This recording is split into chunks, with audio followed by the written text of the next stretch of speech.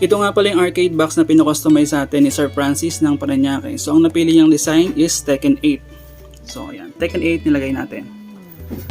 Okay. So dito sa taas, nilagyan ko yan ng pinto. Ayan. So dito ilulusot yung monitor. So ang size nga pala ng monitor na kasya dito is 32 inches. At ito naman yung sa may controller board. Yan, so may mga butas na yan. Buksan natin. Yan. Hindi ko lang binutas yung pinaka balot niya. So madali na naman yan. So, si Sir Francis na magbubutas niyan. Tapos nagpalagay siya ng butas para sa coin slot kasi gagawin niya pang business. Tapos may cam lock din dito. Yan. Tapos may butas doon para sa lusutan ng mga wires. Okay. So ready for pickup na to nung lalamove ngayon. Hinihintay ko lang yung driver at pupunta na to ng Parañaque. Yun lang, salamat.